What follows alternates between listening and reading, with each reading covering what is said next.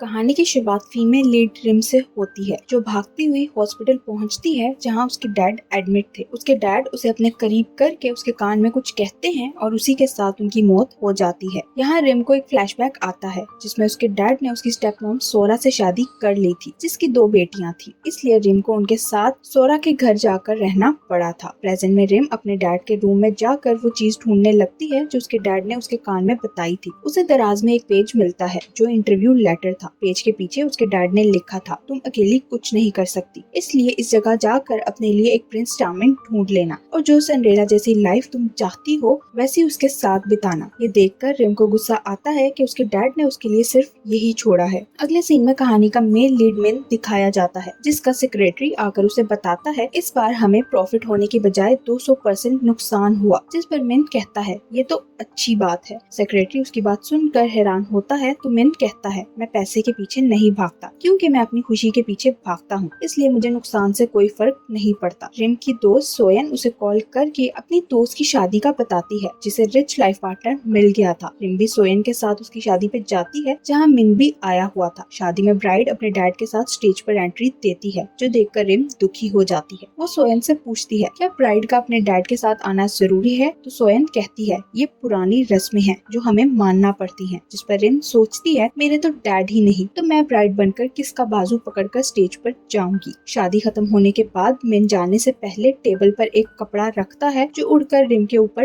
गिरता है। रिम उस कपड़े को देखकर खुश होती है क्योंकि वो दिखने में बहुत महंगा लग रहा था। वो उसे पकड़कर अपने गले पर बांध लेती है। रिम घर आती है तो सोरा उसे एक रिंग दिखाती है जो बहुत महंगी थी। ये रिंग रिम के डैड ने सोरा को दी थी। सोरा उसे कहती है तुम्हारे डैड के पास पैसे भी नहीं थे, फिर भी उन्होंने पता नहीं कहां से मेरे लिए ये इतनी महंगी रिंग खरीदी। ये सुनकर रिम समझ जाती है कि उसके डैड ने पैसे कहां से जमा किए। उसे एक फ्लैशबैक आता है कि उसके डैड के फ्यूनरल के दिन एक आदमी उसके पास आया था और उसने कहा था तुम्हारे डैड ने मुझसे कुछ कर्जा लिया था, जो सुनकर रिम शॉक हो जाती है क्योंकि वो पैसे बहुत ज्यादा थे और अब रिम को चुकाने थे। प्रेजेंट में रिम अभी ये सोच ही रही थी जब उसे सोरा अपनी प्रेग्नेंट होने के बारे में बताती है और उन्हें ये घर भी छोड़कर जाना था क्योंकि उसके डैड ने बहुत सारे लोगों से कर्जा ले रखा था जो उन्हें घर बेचकर चुकाना था। ये सब सुनकर रिम को फिर से अपने डैड पर गुस्सा आता है कि वो उसे किस मुसीबत में छोड़ गए हैं। रिम सोरा और अपनी स्टेप सिस्टर्स के साथ एक नए घर में शिफ्ट होती है जहां उसे अपनी स्टेप सिस्टर के साथ रूम शेयर करना पड़ता है। सोरा डांस क्लास में डांस सिखाते हुए गिर के बेहोश हो जाती है। उसे हॉस्पिटल ले जाया जाता है जहाँ रिम भी पहुँच जाती है। डॉक्टर उसे बताती है तुम्हारी मॉम और उसका बेबी बिल्कुल ठीक है, लेकिन तुम्हें उनका ख्याल रखना होगा। कुछ दिन बाद रिम डैड के दिए हुए इंटरव्यू लेटर में लिखी जगह पर पहुंचकर इंटरव्यू देती है, जो कि एक सोशल क्लब था। वो ऊपर जाने लगती है तो उसका शू नीचे गिर जाता है, जो ऊपर आते हुए मिन के सर पर लगता है। रिम अपना शू लेने नीचे जाती है तो मिन उसे उठाकर देता है, जो देखकर रिम खुश हो जाती है क्योंकि वो सोच रही थी कि शायद वो प्रिंस आ गया है जिसका उसे इंतजार था। लेकिन उसकी खुशी ज्यादा देर तक नहीं रहती क्योंकि मिन उसे शूज मारने पर बातें सुनाने लगता है। मिन उसे शूज वापस नहीं करता तो रिम शूज खींचकर कहती है पहले वाला काम मैंने जानबूझकर नहीं किया, लेकिन अब मैं जानबूझकर कर रही हूँ। ये कहकर वो मिन को पीछे की तरफ धक्का देती है, फिर उसे गिरने से बचा लेती है। इस सब के बाद मिन की हिकरी निकल जाती है और रिम वहाँ से चली जाती है। रिम जैसे ही इंटरव्यू के लिए रूम में जाती है तो इंटरव्यूअर की जगह मिन को देखकर रिम की हालत पतली हो जाती है। मिन उसे कहता है हम जॉब पर मासूम लोगों को रखते हैं, इसलिए तुम्हें ये जॉब नहीं मिल सकती। रिम उसे कोई जवाब नहीं देती तो मिन उसे कहता है बाहर तो तुम्हारी बहुत जुबान चल रही थी, अब तुम क्यों चुप हो। वो रिम के पास आकर खड़ा हो जाता है तो रिम उसे कहती है मैं प्रे करूंगी तुम्हारे शरीर में ऊपर से लेकर नीचे तक बिजली भर जाए। उसकी बात सुनकर मिन डर जाता है। मिन ऑफिस से जाने लगता है तो रास्ते में बारिश होने लगती है और बिजली चमकती है, जो देखकर उसे रिम की बातें याद आती हैं। मिन डर कर जल्दी से अपना छाता खोल लेता है। वो अपने दोस्तों के पास जाता है और उन्हें बताता है मैं आज एक लड़की से मिला जो मेरे माइंड से नहीं निकल रही, जिस पर उसके दोस्त कहते हैं तुम्हें उससे प्यार हो गया है। घर आने के बाद भी मिन को हर जगह रिम ही नजर आ रही थी। अगले दिन रिम को एक कॉल आती है जो अटेंड करने पर उसे पता चलता है ये उसी सोशल क्लब का बॉस है जहाँ वो कल इंटरव्यू देने गई थी। वो रिम को बताता है तुम जॉब के लिए सेलेक्ट हो गई हो, तो रिम उसे कहती है मैं आज से ही काम शुरू करना चाहती हूँ, जिस पर मिन मान जाता है। रिम को कॉल करने के बाद मिन ऑफिस के लिए तैयार होने लगता है और ऐसे कपड़े पहनता है जिसमें वो अच्छा नहीं लगता, ताकि रिम को उससे प्यार ना हो जाए क्योंकि वो प्यार जैसी फिल्मी बातों पर विश्वास नहीं करता था। मिन सोशल क्लब पहुँचता है तो उसे रिम नजर आती है जो मिन को देखते ही स्माइल करने लगती है। वो मिन से बहुत अच्छे से से बात करती है, जिस पर मिन हैरान होकर उससे पूछता है, तुम एक ही दिन में इतना चेंज कैसे हो गई? रिम उसे कहती है, मैं काम के लिए कुछ भी कर सकती हूँ। नेक्स्ट सीन में मिन अपने एम्प्लॉयज के साथ एक गेम खेलता है, जिसमें वो रिम को भी शामिल करता है। मिन सबसे उनकी विश पूछता है कि वो क्या बनना चाहते हैं। जब रिम की बारी आती है तो उसे खुद समझ नहीं आता वो क्या कहे, इसलिए वो कहती है, मैं सिंड्रेला बनना चाहती हूँ। रिम उसकी बात सुनकर काफी हैरान होता है और अपने ऑफिस में जाने के बाद भी वो रिम से पूछता है, क्या तुम वाकई सिंड्रेला बनना चाहती हो? जिस पर रिम पूछती है, क्या मैं सिंड्रेला नहीं बन सकती? मिन कहता है, मैं समझ गया हूँ, तुम यहाँ इसलिए आई हो ताकि किसी अमीर लड़के को फंसा कर उससे शादी कर सको, पर अगर तुम्हें यहाँ रहना है तो तुम्हें कुछ ऐसा करके दिखाना होगा जिससे मैं तुम्हें इस जॉब पर रखने के लिए मान जाऊँ। मिन उसे लेकर एक रिवर पर जाती है और उसके पास एक कॉन्ट्रैक्ट रखती है, जिसमें लिखा मिन को अपने सोशल क्लब में परमानेंट जॉब देना होगी, लेकिन मिन उसकी बात नहीं मानता। रिम उसके सामने 2 ड्रिंक की बोतल्स रखती है और उसे कहती है, हमें ये बोतल्स पूरी पीना होंगी, लेकिन जो पूरी ना पी सका वो हार जाएगा और उसे जीतने वाले की बात माननी पड़ेगी। मिन उसकी बात मान लेता है क्योंकि उसे यकीन था कि रिम ये बोतल नहीं पी सकेगी। रिम बोतल उठाकर मुंह को लगाती है और तभी मुंह से उतारती है जब वो खत्म हो जाती है, जो देखकर मिन शॉक्ड हो जाता है और अपनी बारी आने पर वो हार जाता है। अपना चाहते हुए भी मिन को कॉन्ट्रैक्ट पर साइन करना पड़ता है और वो मिन से कहता है, मैं तुम्हें ये जॉब दे तो रहा हूँ, लेकिन मैं तुम्हें बहुत जलील करने वाला हूँ। जिस पर रिम कहती है, मैं इसके लिए तैयार होकर आऊंगी। सारा दिन साथ बिताने के बाद रात को दोनों वापस जाने लगते हैं तो उनके पास एक लड़की डैन आती है। वो मिन से कहती है, मुझे अपने फियांसी को ढूंढने के लिए यहाँ तक आना पड़ा। ये सुनकर रिम हैरान होकर मिन को देखने लगती, क्योंकि मिन ने उसे कहा था, मुझे किसी को डेट करने या किसी से शादी करने में कोई इंटरेस्ट नहीं है। रिम सोचती है, इसने मेरे साथ झूठ क्यों बोला? क्या ये बुरा लड़का है? रिम के जाने के बाद डैन मिन से कहती है, तुम किसी और लड़की के साथ क्या कर रहे थे? जिस पर मिन कहता है, हमने प्रॉमिस किया था कि हमारी शादी नहीं होगी, लेकिन तुम मेरी फियांसे बनके रहोगी। डैन उसे कहती है, मैं तुम्हें किसी और लड़की के साथ बर्दाश्त नहीं कर सकती। अगले दिन रिम को सोशल क्लब में एक जगह पेंटिंग्स नजर आती हैं, जिनमें से एक पेंटिंग मिन ने बनाई थी। इस पेंटिंग में एक आदमी छाता लेके खड़ा था। वो एम्प्लॉय रिम को बताता है, मिन ने ये अपनी पेंटिंग बनाई है। जिस पर रिम कहती है, ये तो सिर्फ छाते की पेंटिंग है। फिर वो क्लब में आने वाले लोगों को वेलकम करने लगती है, लेकिन मिन उससे कोई और काम करवाने के लिए अपने साथ ले जाता है और उन दोनों को जाते हुए डैन देख लेती है। डैन एक एम्प्लॉय से पूछती है, ये दोनों साथ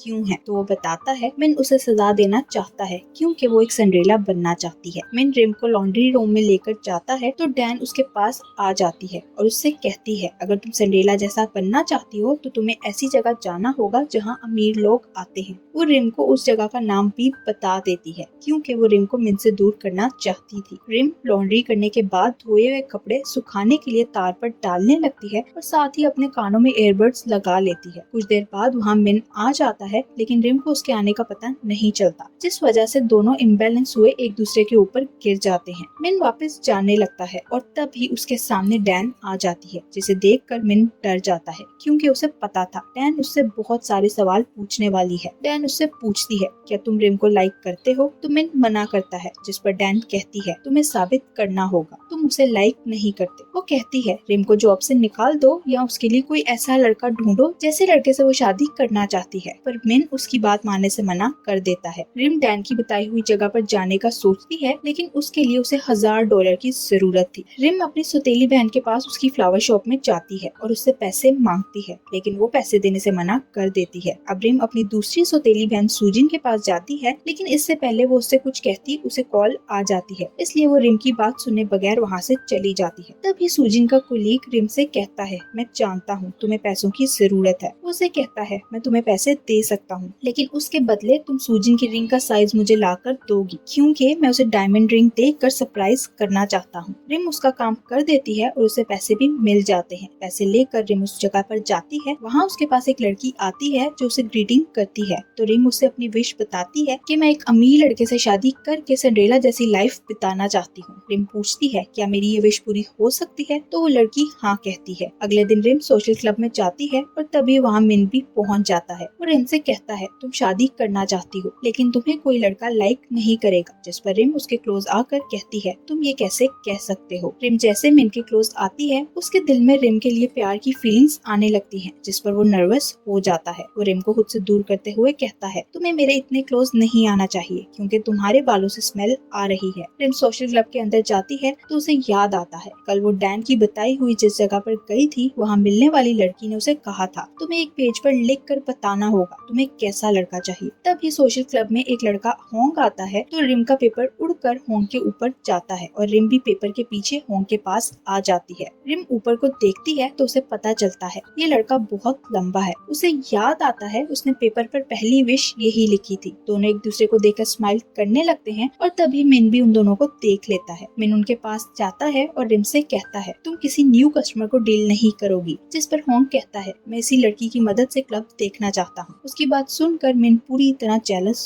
हो जाता है। होंग क्लब में बैठा क्लब के बारे में पढ़ रहा था और रिम उसको ही देख रही थी। जिस पर होंग उससे पूछता है तुम मुझे ऐसे क्यों देख रही हो। रिम उससे पूछती है तुम्हारी एज क्या है तो वो बताता है मैं 30 साल का हूँ। जिस पर रिम हैरान हो जाती है क्योंकि वो दिखने में बहुत छोटा लग रहा था। वो रिम को बताता है मैं फिल्म डायरेक्टर हूँ। तो रिम पूछती है कि तुम वो डायरेक्टर हो जिसने अवार्ड जीता है। तो वो हाँ कहता है। रिम उसे कहती है मैं तुम्हारी बहुत बड़ी फैन हूँ। उधर डैन मिन से पूछती है तुम रिम को इस जॉब से कब निकालोगे। जिस पर मिन कहता है मेरे दिल में उसके लिए कोई फीलिंग्स नहीं है। और तभी वहाँ रिम आ जाती है। रिम मिन से कहती है सुबह मेरे पास जो कस्टमर आया था मैं उसे इस क्लब का मेंबर बनाना चाहती हूँ क्योंकि वो एक डायरेक्टर है। डैन रिम से पूछती है क्या तुम उस डायरेक्टर को लाइक करने लगी हो। तो रिम हाँ कहती है। ये सुनकर मिन का दिल टूट जाता है और वो होंग को क्लब का मेंबर बनाने से मना कर देता है। रिम कहती है मुझे चाहे दिन रात तुम्हारे सामने रोना ही क्यों ना पड़े मैं उसे क्लब का VIP मेंबर बना कर रहूंगी। रिम होंग के साथ क्लब से बाहर जाती है तो मिन भी उनके पीछे पीछे चलने लगता है।